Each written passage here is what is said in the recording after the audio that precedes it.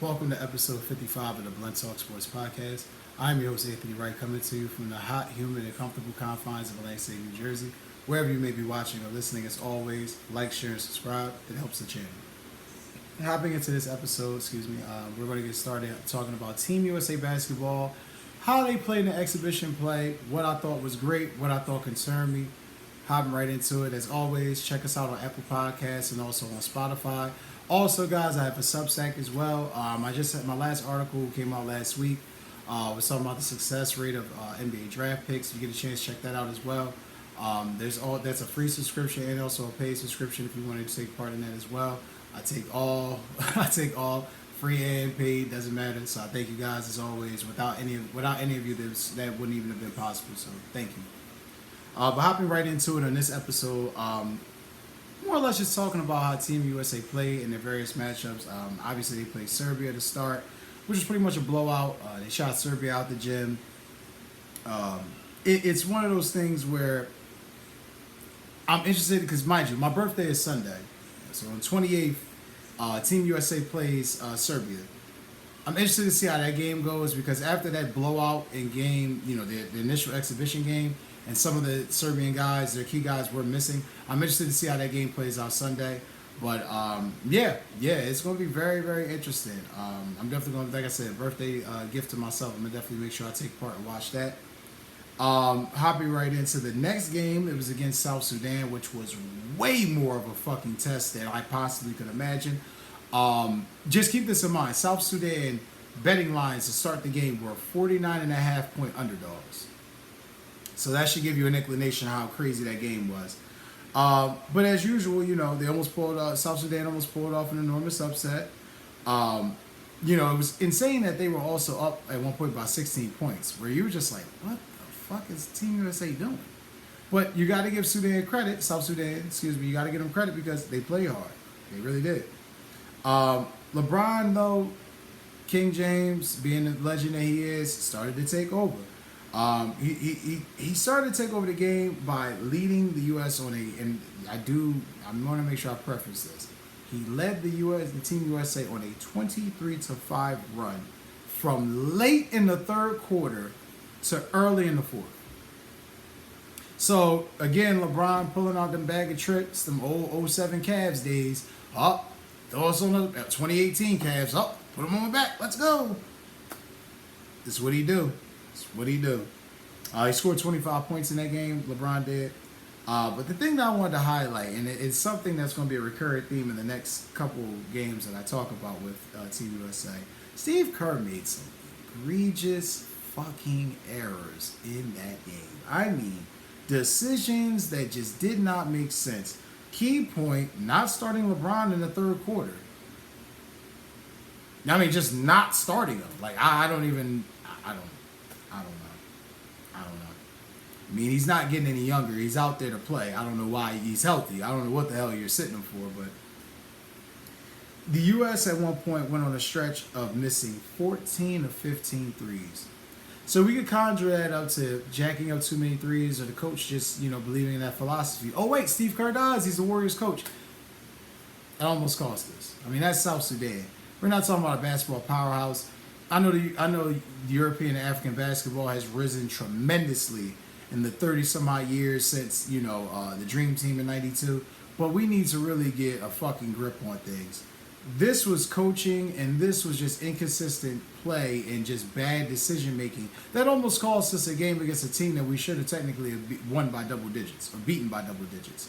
So just keep that in mind. That's the first thing that stuck out to me watching that with Steve Kerr. Next game, U.S. played Germany, 92-88. Team USA wins again. Now, you got to keep in mind that this game was ultimately the last Olympic game in exhibition play for Team USA. And how does it go? Well, LeBron closed out another exhibition game. What happened? Same thing as against South Sudan.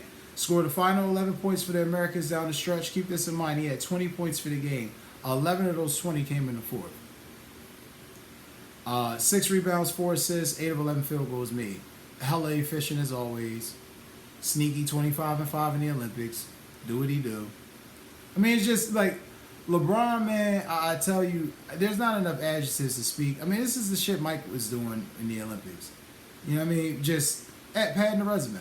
Pad the resume. I'd be remiss if I didn't talk about Joel Embiid, who started to look actually the best he's possibly looked throughout the whole exhibition play in the Olympics. He had 15 points. Steph had 13. Anthony Edwards had 11. But it's amazing where, again, you're talking about coaching decisions by Steve Kerr, where some of the timeouts weren't taken, where some of the substitutions were happening at weird and awkward times. I mean, it's just like it was inexplicable. I don't think that this team really had the focus that they should have going through it. I think that they were just good enough to where they weren't going to lose the game because they just had more talented guys. However, hard work beats talent if talent don't work hard. And the focus, after this game, definitely should be there for Team USA. I mean, Germany. Let's just run it down for you. Franz Wagner. Franz Wagner literally plays for the Magic. 18 points. Andreas Obst. Never heard of him. 14 points. Dennis Schroeder. You heard of him? Yeah, you heard of him. Point guard. Used to play for the Celtics. Used to play for the Lakers. Yeah, played for the Hawks at one point. Yeah, he had 13 and 10. Nice double. Daniel Theus. You guys know Daniel Theus used to play for the Celtics. Yeah, 13 points. Moritz Wagner, brother of Franz. Yeah, he had 12 points. That's a lot of double-digit scoring. Where the fuck is the defense? Now, I know what most people are going to say. It's an exhibition game. Who fucking cares? They won anyway. That focus is not there, guys. Their focus is not there. Their focus is going to really, really get tested because I'm very interested to see Sunday how this game plays out against Serbia on the 28th because if their focus is not there, they're going to lose that game. So, very interested to see how this all plays out. As I stated, first Olympic game is Sunday, which is my birthday. So definitely hyped about that. Touching on some other little tidbits of NBA news that I want to trickle in and harp on. Chris Middleton. You guys remember him? Artist formerly known as Chris Middleton, a.k.a. formerly Giannis Antetokounmpo's sidekick in Milwaukee. The guy who missed 55 games last year. Yeah, well, interestingly enough, I found this little nugget in the news. He is recovering from ankle surgery on both ankles. Yeah. Reportedly, he will be ready for the season opener, quotes Doc Rivers. I want to make this clear. If the Bucks are still relying on Chris Middleton to be a key player, then they're not really going anywhere or serious about winning. They have to figure out a way to get off Chris Middleton. Chris Middleton, and there's no way you're going to be able to get off him now. You're going to have to at least wait till he plays, conjures up some type of trade value, that's the best thing that you can hope for because, honest to God truth, his body has betrayed him since the championship season. I don't really see that guy anymore. I see a guy who's decent and productive, but he gets injured way too much. So, shout out to Chris Middleton. Hopefully he's back this year playing better and playing at a high level, but I think his days are numbered in Milwaukee. I think they might have to start, going down that line of knocking on that door or kicking the tire and saying, hey, maybe we might have to get rid of this guy for a younger piece. Because regardless of what, I mean, they're not winning with Doc Rivers. Doc Rivers ain't winning no damn championship. But if you want any real legitimate shot of threatening, at least with that roster, you can't have a guy missing 55 games in an 82-game season.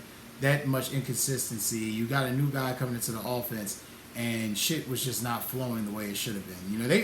They were probably, if we don't really look back at it now, they were probably one of the biggest disappointments in the NBA this past year. Definitely a huge disappointment how they turned out. So interested to see how Chris Middleton will come back and respond after both ankles were worked on in surgery.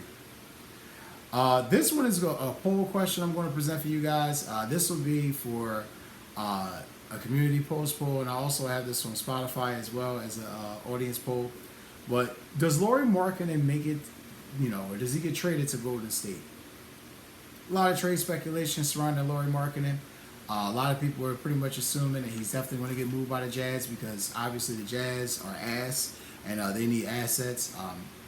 God knows they just, made a killing in the Russell Westbrook move. I'll talk about that in a brief moment, but they need assets. They need as many draft picks as they can. They have to go the Oklahoma City method.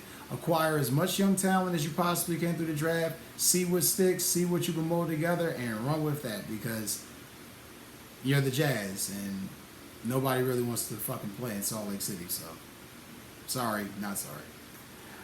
But yeah, anyway, getting to Russell Westbrook, which I thought was ultimately the most interesting news. In a trade over the weekend that we all saw coming, as I predicted here on the show, guys, about a week or two ago. I believe it was about a week ago. That Russell Westbrook would be headed to the Nuggets. He was traded to the Jazz from the Clippers to the Jazz in a trade that helped the Clippers acquire Chris Dunn, which was amazing. I kind of forgot Chris Dunn was in the league, but nonetheless, the Clippers acquired Chris Dunn 3 years for $17 million. As part of a sign and trade deal. Westbrook eventually went to the Jazz, and they granted him the waiver as he wanted.